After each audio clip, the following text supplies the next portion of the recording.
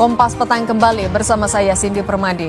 Saudara Komisi Pemberantasan Korupsi memastikan akan memanggil seluruh pihak yang keterangannya diperlukan dalam penyidikan kasus dugaan korupsi proyek pembangunan jalan di Dinas PUPR serta di Satuan Kerja Pembangunan Jalan Nasional wilayah Sumut.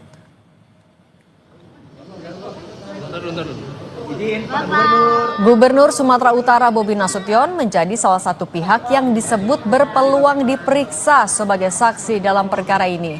Hal itu disampaikan juru bicara KPK, Budi Prasetyo, Senin 30 Juni.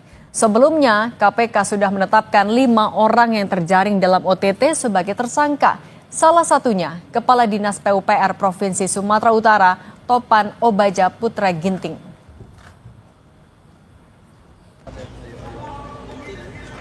Ada pihak-pihak yang akan dipanggil lagi, misalkan Gubernur Sumut misalnya, Mas?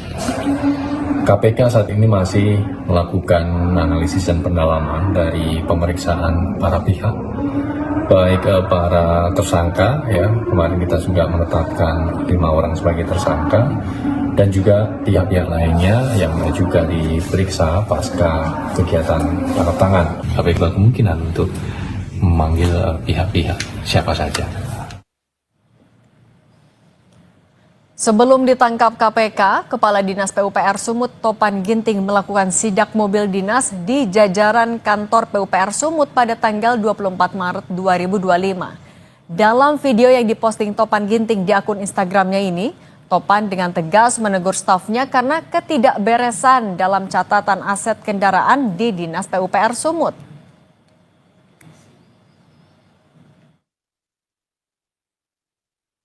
Boleh saya cek kan?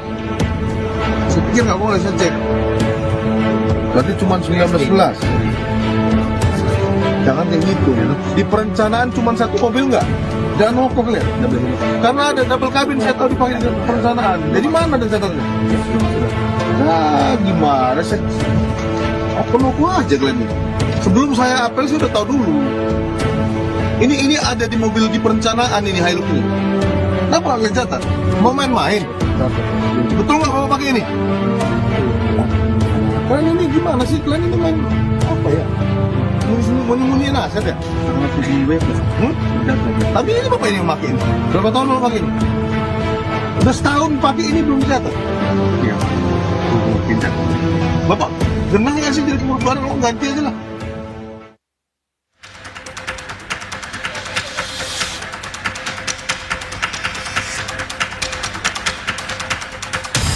Komisi Pemberantasan Korupsi sudah menetapkan Kepala Dinas Pekerjaan Umum dan Penataan Ruang Provinsi Sumatera Utara, Topan Obaja Putra Ginting sebagai tersangka kasus dugaan suap proyek pembangunan jalan.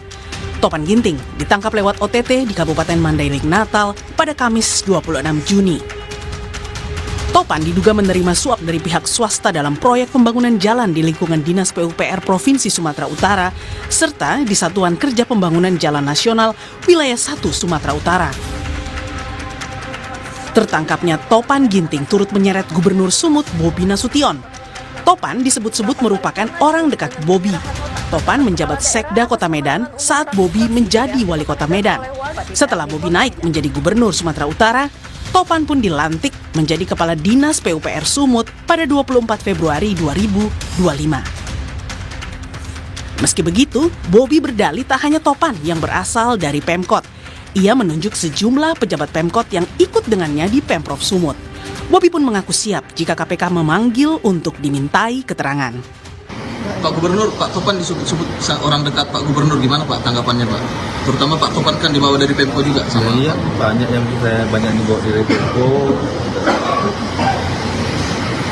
Pak Sulaiman, Inspektur, ada beberapa yang kita bawa dari. Dan namanya proses hukum ya kita bersedia saja ya. Itu bersedia saja. Apalagi kalau tadi katanya ada aliran uang.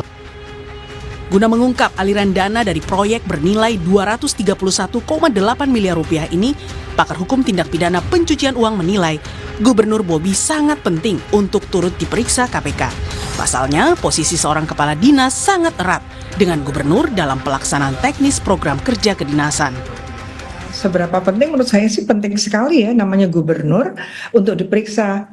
Penting sekali. Jadi gini, yang namanya gubernur ini kepala dinas provinsi itu kan dekat sekali hubungannya, sampai bahkan sudah dirilis bahwa kong kali kongnya sedemikian rupa, bahkan dibilang nanti tunda dulu seminggu supaya nggak mencolok dan sebagainya. Berarti KPK sudah mendapatkan sadapan-sadapan rencana mereka akan melakukan korupsi dan kemudian ada aliran-alirannya. Nah nanti harusnya ini terlibat apa tidak terlibat ya, ini gubernur harus diperiksa gitu. Jadi jangan juga ragu gitu ya. Pasca penangkapan Kadis PUPR Sumut, sejumlah papan bunga terpasang di Jalan Karya Wisata Medan sebagai ungkapan dukungan kepada KPK karena telah menangkap Topan Obaja Putra Ginting. Tim Liputan Kompas TV.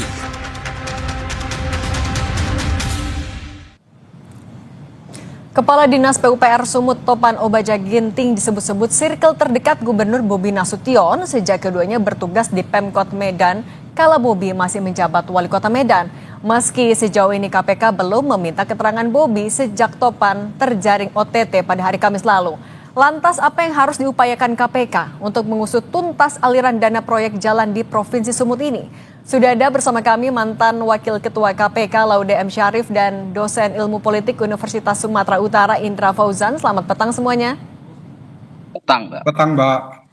Pak Indra, saya mau mulai dengan video viral karangan bunga yang mengapresiasi OTT KPK. Bagaimana kalau Anda sebagai warga Sumut, sebagai dosen di USU juga, menarik benang merah antara apresiasi dalam bentuk karangan bunga ini dengan kasus korupsi yang dilakukan oleh seorang Kadis PUPR Sumut?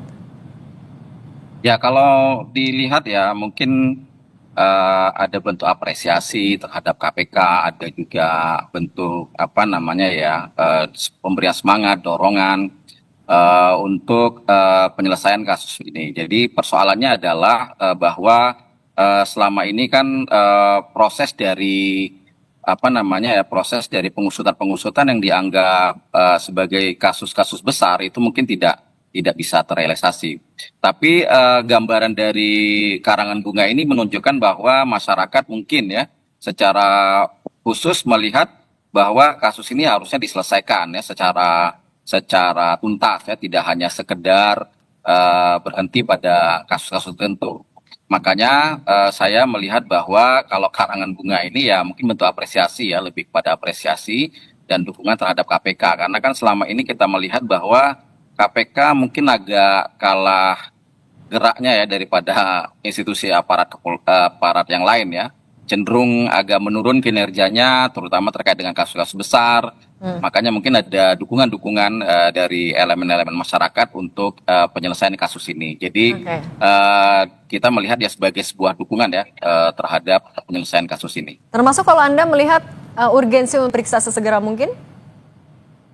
Kalau persoalan diperiksa sesegera mungkin atau tidak, saya tidak begitu memahami proses ya. Tapi kalau bagi saya melihat dari perspektif politik ya, bahwa persoalan penyelesaian masalah ini kan tidak bisa berdasarkan asumsi-asumsi belaka gitu ya, bahwa misalnya ini adalah dananya seperti ini. Makanya KPK pasti punya data-data ya, punya fakta-fakta. Kemudian juga mungkin sudah melakukan proses-proses penyadapan sehingga itu bisa dinaikkan menjadi bukti. Nah, kalau misalnya itu diselesaikan, saya rasa baik ya, bagus sekali bagi pemerintahan Kota Sumut ya, pemerintahan Provinsi Sumatera Utara. Karena apa? Untuk membersihkan nama mereka juga biar tidak terkait-kait ya. Jadi sehingga kalau ditarik-tarik kan capek juga secara psikologis di pemerintahan provinsi ya, seolah-olah pemerintahan ini korupsi dan lain sebagainya. Alangkah lebih baiknya kalau memang ini menjadi sebuah momentum untuk pemerintah provinsi untuk menyatakan bahwa mereka tidak terkait dengan kasus-kasus tertentu. Nah, untuk membuktikan itu Pak Laude, konteksnya Pak Topan baru menjabat selama 4 bulan jadi Kadis PUPR. Nah, apakah kalau dalam kasus korupsi di tingkat kepala dinas, bagaimana untuk mencari aliran dananya? Apakah memang berhenti di kepala dinas saja atau bagaimana cara KPK mengendus ada atau tidaknya pihak-pihak lain? Ya, terima kasih Mbak. Biasanya kalau khususnya karena ini adalah kasus yang melibatkan tangkap tangan, ini ada beberapa hal. Nomor satu bahwa biasanya KPK itu melakukan sebelum tangkap tangan ada namanya penyelidikan tertutup. Pada saat penyelidikan tertutup itu bisa pengamatan, bisa penyadapan dan seterusnya, biasanya disitulah didapatkan informasi-informasi awal. Dan untuk pada saat operasi dilaksanakan itu, biasanya mereka sudah mendapatkan informasi yang matang dari para informan dan hasil dari penyelidikan tertutup tadi. Mengenai keterkaitan pihak-pihak lain, itu biasanya didapatkan dari dari 3 hal. Nomor 1 adalah keterangan orang-orang dari awal atau yang terlibat. Yang kedua adalah keterangan dari para saksi yang telah ditetapkan menjadi tersangka. Dan yang ketiga biasanya adalah dari aliran dana. Ketika yang kategori kategori yang pertama itu adalah hasil penyelidikan dan pengamatan, itu biasanya termasuk rekaman suara biasanya. Jadi biasanya kalau di KPK itu, kalau orang-orang yang terlibat atau orang yang mau dipanggil, misalnya saya ingin panggil Pak Indra, maka sebelum saya panggil Pak Indra, maka saya menyiapkan dulu bukti-bukti tentang keterlibatan Pak Indra. Saya dapat dari mana itu? Dari banyak tempat yang kemungkinannya mengetahui tentang Pak Indra. Berarti Karena untuk kalau menjadwalkan tiba-tiba kalau pemeriksaan dipanggil tidak ada informasi tentang itu. Jadi mungkin saja KPK sedang dalam proses itu. Oke, mengumpulkan bukti dulu untuk melakukan langkah selanjutnya. Pak Indra, tapi kalau Anda bisa bantu gambarkan kepada kami juga sebagai warga Sumatera Utara dan dosen ilmu politik di USU, bagaimana Anda melihat kedekatan antara Topan dan juga Bobi Nasution di sana? Ya, kalau kita melihat rekam jejak saja ya, Mbak. Kalau sebagai warga Sumut ya, saya melihat prosesnya adalah karir politik, karir birokrat ya Pak Topan ini kan cukup melesat ya pada masa atau era Pak Bobi Nasution ya. Beliau dari camat di Tuntungan kalau tidak salah, kemudian naik ya melalui proses proses administratif yang jelas ya, terbuka.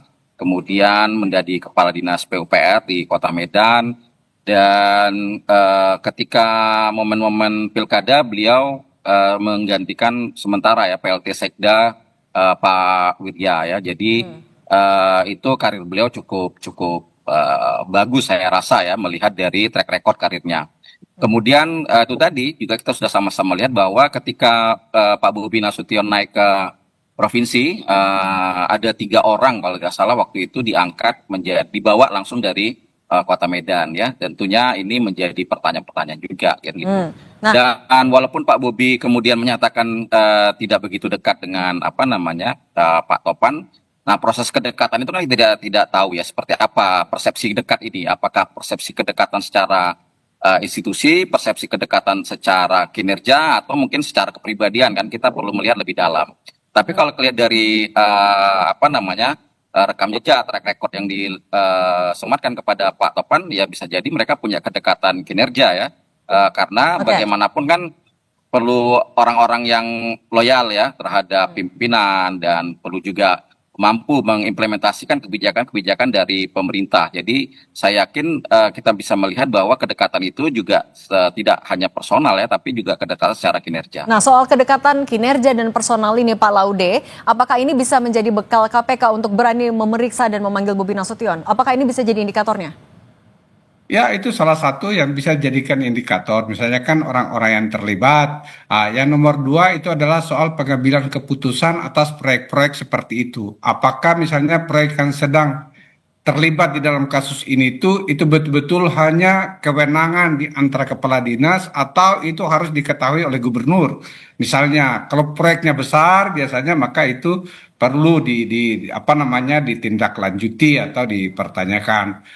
Nomor 3 menurut saya yang paling penting itu adalah tadi sudah dikatakan oleh Pak Indra bahwa saya pikir ini sudah saatnya juga KPK untuk kita berikan support. Kalau masyarakat memberikan support, mudah-mudahan juga KPK memiliki makin profesional, makin berani untuk meminta tanggung jawab orang-orang yang bertanggung jawab. Tentunya dengan tidak perlu memaksakan kalau betul-betul sesuatu itu nggak penting, tetapi meminta keterangan itu penting. Pak Laude, tapi kan ada Pak Bobi juga sudah mengakui bahwa pernah mengecek jalan bersama dengan calon kontraktor yang saat ini juga sebenarnya menjadi tersangka. Apakah ini juga sebenarnya bisa jadi materi yang didalami oleh KPK sebenarnya? Ya, itu sangat relevan, sangat relevan. Apalagi orang kontraktornya itu misalnya jalan bareng gubernur. Jadi ya itu saja. Menurut saya suatu proyek yang khususnya besar seperti itu memang saya pikir pasti ada pengetahuan dari gubernur. Tidak berarti bahwa ketika dia mengetahui proyek itu, beliau juga otomatis mendapatkan soal suap menyuap ini. Belum tentu. Oleh karena itu maka perlu klarifikasi, maka perlu ditanyakan, perlu pemeriksaan untuk yang akan datang. Oke, itu juga untuk klarifikasi kepentingan Bobi diperiksa. Nah, kalau Pak Indra, gambarkan juga kepada kami sebenarnya track record dari seorang Topan Ginting di Sumatera Utara ini seperti apa dari kinerjanya? Kalau di Sumatera Utara saya belum tahu ya, karena baru ini ya, baru 4 bulan ya? menjabat berapa bulan ya. Tapi kalau di di Kota Medan kan banyak kegiatan-kegiatan yang bersifat ya sesuai dengan kinerja dia. Ada beberapa pembangunan yang misalnya drainase, kemudian infrastruktur, kemudian terutama hal-hal yang terkait dengan banjir misalnya. Biasanya beliau cukup cepat itu ya untuk menyelesaikan persoalan itu terkait dengan drainase terutama, kemudian jalan ya, itu kan proyek-proyek besar ya. Beberapa jalan mulai dari pembetonan, pengaspalan, kemudian pengurukan sedimen parit dan lain sebagainya, itu kerjaan dari Pak Topan saya rasa ya. Jadi dengan tentunya ketika di Kota Medan ada beberapa kerjaan yang memang saya rasa berhasil ya dia lakukan ya, tidak bisa kita pungkiri. Tapi juga mungkin ya ada beberapa aspek yang mungkin ada beberapa proyek yang sampai sekarang kan belum diselesaikan ya, seperti misalnya pembangunan stadion Teladan, kemudian penyelesaian lapangan Merdeka.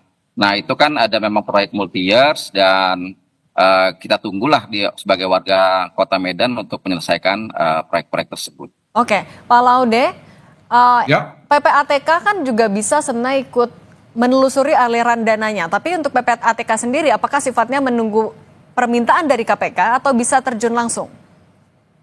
Ya, ada dua. Jadi kalau misalnya salah satu tugas PPATK itu kan menelusuri transaksi-transaksi yang dianggap dicurigai, suspicious transaction namanya. Ya, yang seperti itu. Yang kedua bisa juga atas permintaan aparat penegak hukum. Ya kita tidak tahu sekarang. Kalau waktu saya di KPK dulu, biasanya setiap ada OTT seperti ini, besok atau 2 hari setelahnya ya kita minta kepada PPATK untuk memeriksa ya beberapa aliran dana, uang proyek dari mana saja. Tetapi saya juga ingin ingatkan bahwa biasanya para pelaku ini itu juga paham. Biasanya itu mereka menghindari transaksi-transaksi yang bersifat banking seperti itu. Jadi mereka itu kebanyakan transaksi tunai. Oleh karena itu operasi suap menyuap itu salah satu remedinya itu memang dengan tangkap tangan. Dengan apa? Ya dengan mendapatkan informasi dari para aktor, para saksi, dan lain-lain sebagainya, para informan. Oke, Pak Laude M. Syarif, mantan Wakil Ketua KPK, dan Pak Indra Fauzan, dosen ilmu politik USU, terima kasih sudah berbagi bersama kami. Sehat selalu semuanya. Terima kasih. Terima kasih Mbak Cindy. Saudara, usai jeda kami akan kembali dengan informasi penuding ijazah palsu Jokowi. Roy Suryo CS menolak undangan klarifikasi penyidik